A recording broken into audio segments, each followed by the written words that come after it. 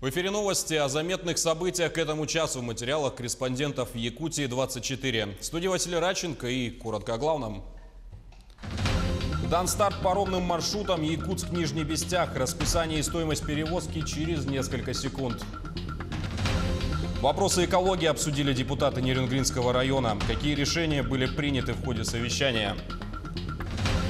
Патриотические произведения и музыкальные композиции дружбы народов. В республике продолжают праздновать День песни.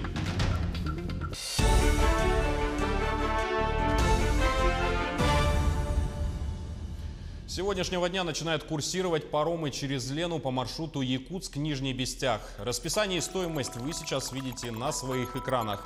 Как сообщают наши источники, сейчас на причале скопилась большая очередь, но в ближайшее время ситуация разрешится, так как в соответствии с официальным расписанием паромы будут курсировать каждые час-полтора. Что касается стоимости, то напомню, что ранее Минтранс региона сообщил, расценки у перевозчиков по сравнению с прошлым годом остались прежними. Также в Якутск прибыл первый теплоход навигации 2019. Это событие особенно важно для речников. Причал, который принял теплоход новый, собственной компании «Лорб». Репортаж Саргланы Захаровой. Раннее утро, над рекой поднимаются туманы. И в такой загадочной атмосфере речники встречают первое судно навигации этого года. Сухогруз СОД-1115 доставил из Иркутской области в столицу Якутии 1500 тонн пиломатериалов. Шел 5 дней. Обстановка на реке спокойная, говорит капитан судна. Хорошая, большая. Сюда вывозят полностью груз, полной загрузкой. Ниже Витима вода больше. Сюда к Якутску большая вода, выше уровней. Слушай, 500 глубины дают. Полной загрузки ходить. Прийти первым в навигации, да еще и в такой год, одновременно и ответственно, и приятно, говорит капитан. В этом году речники Якутии отмечают 125-летие с установления регулярного судоходства на главной водной артерии республики. Немаловажен и тот факт, что СОД-1115 стал первым, кто пришвартовался на собственном причале Ленского объединенного речного пароходства. Сухогруз СОД-1115 сейчас в это время отгружается. Это первые 1500 тонн груза, который принял новый причал. А в течение всей этой навигации 2019 года здесь пройдет больше 120 тысяч тонн грузов, жизненно важных для всех якутян. Из них 90 тысяч, 90-100 тысяч это будут контейнера. В основном он будет нынче у нас работать по контейнерам. Остальное все это генеральный груз, который будет отгружаться в дальнейшем. Примерно ближе к осени на севера, будут на Арктику. В целом, если говорить о навигации этого года, то за сезон в республике планируют доставить до районов 1 миллион 200 тысяч тонн жизнеобеспечивающих грузов. У нас уже со вчерашнего дня произведена отгрузка первых судов шахты Джибарь-Кихая. Мы 30 тысяч тонн угля должны доставить для нужд Амгинского района. В мае месяце отгружаемся уже углем на реку Вилюй. Многое для речников зависит от погоды. Первое судно пришло в Якутск без особых трудностей. Надеются, что и вся навигация пройдет так же спокойно. Но, как говорится, на Бога надейся, а сам не плашай. Готовы к капризам природы и в судоходстве. Верховьем реки Лены. Но на данный момент вода была небольшая, как в прошлом году.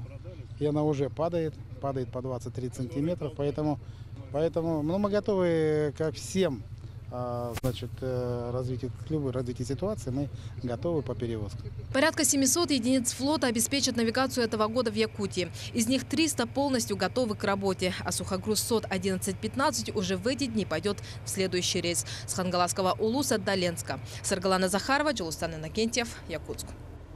Старт навигации дали и в Ленском речном порту. Однако открыли ее намного позднее привычных дат. В прошлом году первое судно причалило к порту 13 мая.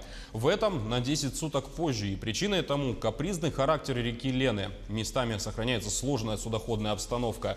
Груженным составом пришлось ждать разрешения не одни сутки. Олеся Васева с подробностями.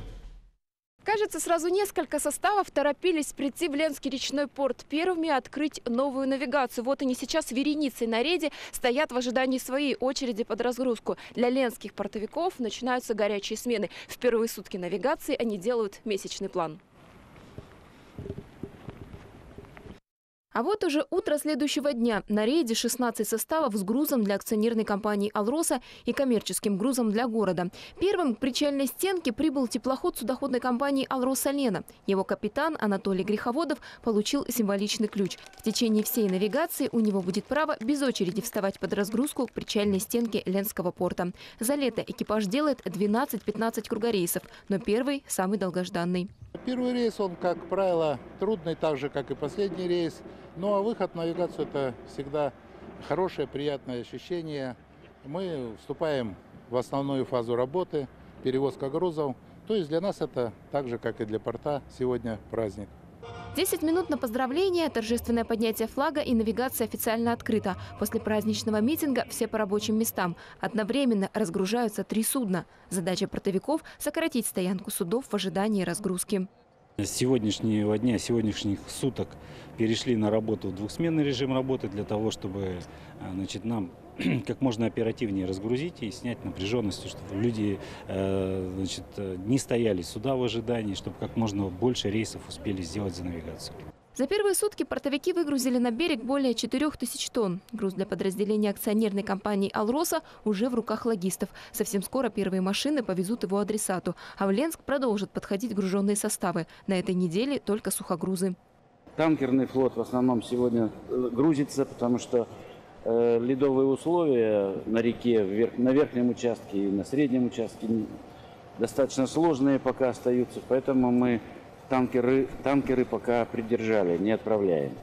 Ажиотаж у причальной стенки – особенность первых суток навигации. По мере их разгрузки и возвращения за очередной партией груза они растянутся по реке, и подход флота будет планомерным. Олеся Васева, Сергей Счастный, телеканал «Алмазный край». А сейчас актуальная информация по ледоходу на реках Якутии. На участке реки Лены Витим-Солянка в пределах Ленского и Алекминского районов продолжается подъем уровней воды с интенсивностью от 10 до 70 сантиметров. В центральных же районах региона уровень реки, наоборот, идет на снижение. Нижняя кромка ледохода наблюдается в Жиганском районе. На участке реки Алдан, Суон-Тит, Угино отмечается суточный рост уровня от 10 сантиметров до 1,2 метра. А ниже по течению продолжается спад с различной интенсивностью. У гидропоста Крест-Хальджай достигнут максимум весеннего половодья с отметкой в 748 сантиметров. На реках Амга и Вилюй вода падает. На реке Яне в пределах Верхоянского района продолжаются подвижки льда и наблюдаются разводья.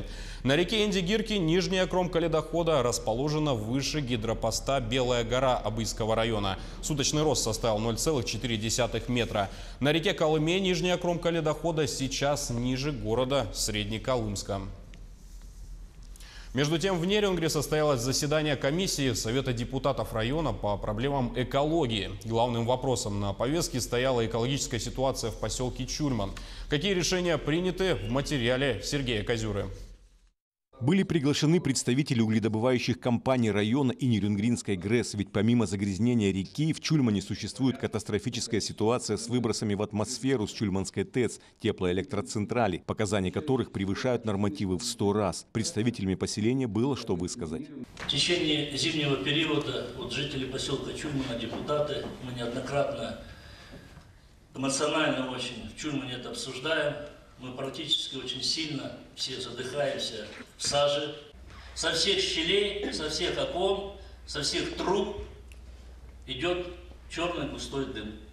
После доклада промышленников и надзорных органов прошли прения с участием представителей общественности. Были приняты ряд предложений о том, как в дальнейшем избежать подобных экологических бедствий. Претензий у чульманцев накопилось. Это и загрязнение реки, рекультивация полигона по хранению шлака в Чульманской ТЭЦ и привлечение к ответственности перевозчиков угля, не соблюдающих нормативы ПДД. В рамках данного направления проведена работа с перевозчиками, осуществляющими транспортирование сыпучих грузов за пределами границ предприятия группы компании «Колмар». В договора по рекомендациям были внесены соответствующие пункты о том, что перевозчик обязан обеспечить укрытие плотными материалами кузовов при выезде на дороги за пределы предприятий группы компаний. Протоколы заседания комиссии с предложениями будут переданы в соответствующие министерства и структуры для дальнейшей реализации. Сергей Козюра, Нерюнгри. К другим темам. Видному политическому деятелю Якутии Зое Корниловой сегодня исполнилось 80 лет. С юбилеем ее поздравил и поблагодарил за работу руководитель региона СН Николаев. Он вручил ей грамоту за многолетнюю общественную политическую деятельность. Зоя Корнилова много лет проработала депутатом разных уровней. От якутского парламента до Госдумы России. Инициировала принятие ряда основополагающих федеральных законов, направленных на решение проблем Крайнего Севера и Дальнего Востока. Принимала активное участие в разработке и принятии законов о недрах, драгоценных металлах и камнях. По крайней мере, надежда. Также руководитель региона вместе с руководителем образовательного центра «Сириус» Еленой Шмелевой посетили региональный центр выявления и поддержки одаренных детей в селе Чапаево Хангаласского района. Первым делом ознакомились с ходом строительства учебно-лабораторного корпуса Малой академии наук на 150 мест и интерната на 100 мест. После чего обсудили вопросы взаимодействия регионального центра с Всероссийским центром «Сириус». Затем состоялась встреча с выпускниками «Сириуса» из Якутии. В общей сложности обучения прошли 365 юных якутян. А завершилось все посадкой деревьев в рамках всероссийского проекта «Посади дерево». Заинтересовало вообще вот такое комплексное восприятие развития республики нашими выпускниками. Здесь были ребята по всем направлениям, некоторые из них были несколько раз, и, конечно, они видят и сверяют себя с задачами республики. Они ощущают себя полностью уже такой частью профессионального сообщества. И, конечно, очень много вопросов было в форме предложений. Это всегда очень приятно, потому что говорит о том, что ребята готовы к тем проектам, которые, с одной стороны, предлагаются нами, но очень много звучало предложений о том, как развивать работу регионального центра. Тем временем в республике продолжается празднование Дня песни. Начиная с 19 мая, как в столице, так и в районах, проходят массовые мероприятия, где коллективно исполняются песни и гимны. Несмотря на проливной дождь в Якутске, сегодняшний день не стал исключением. Мелодии известных авторов звучат на площади Ленина. Порядка 150 артистов филармонии, театра оперы и балета, театра эстрада, а также студенты и школьники исполняют патриотические произведения и музыкальные композиции дружбы народов.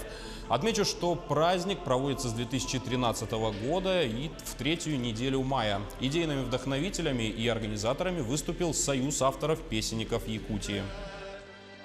День песни – это праздник народный. Народ обращается к своему творчеству, своему песенному творчеству. Вот. Что наши пели наши деды, наши старшие поколения. Так. У каждого народа есть своя песня. У каждого времени есть своя песня. Вот.